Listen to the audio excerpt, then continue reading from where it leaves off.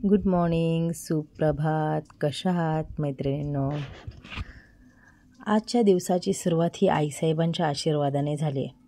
आज श्रावणातील पहिला सोमवार. मग साहजिक आहे, श्रावणी सोमवार म्हणजे सर्वांना उपवास. पण मुलींना तर उपवास नाही. मग त्यांच्यासाठी टिफिन स्पेशल आज काय बनवायचं? तर मी इथे घेतलेली आहे थोडीशी गवार ही मी आधीपासून निसून ठेवलेली होती.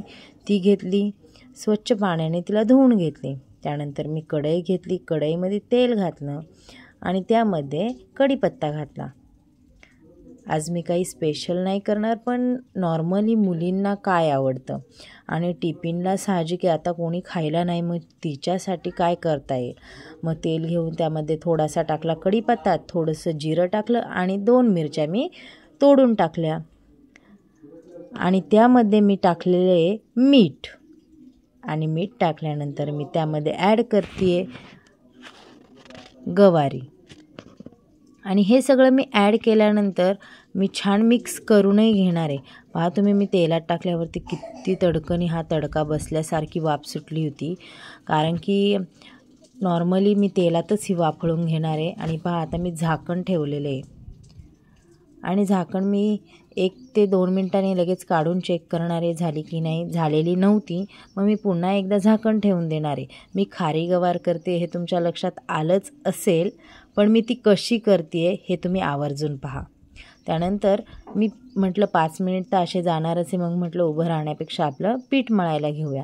पीठ जास्त काही मळायचं नव्हतं, मोजून 3 ते 4 चपात्यांचं किंवा 5, जास्तीत जास्त 5 चपात्या. बघा छोटासाच गोळा मी केलेला आहे.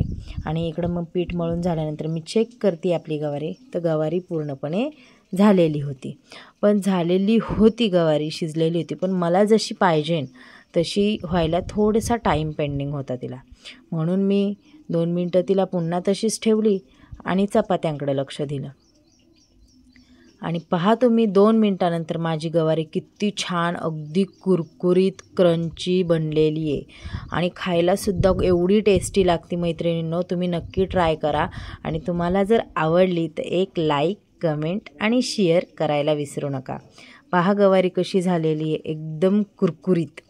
मुलीही आवडीने खाणार. आणि इकडं चपात्याही झाल्या होत्या, छोट्या छोट्याच केल्या होत्या मी, 4 ते 5 चपात्या. कारण की आज सर्वांना उपवास होता, त्या दोघींसाठीच मी टिफिन बनवत होते. मग आता मी तिचा टिफिन भरून घेते. एक छोटीशी चपाती आणि कुरकुरीत अशी गवारी. त्यामध्ये मिरची मी बाजूला करून घेते, कढीपत्ताही बाजूला करून घेते आणि तिला फक्त गवारी निसलेल्या गवरीच्या त्या शेंगा एकदम कुरकुरीत झालेल्या देत होते. आणि पहा चपाती एकदम फुगलेली, मऊसूत अशी आपली चपाती. मी एक चपाती आणि टिफिन पॅक केला. भेटूया पुन्हा एकदा. बाय.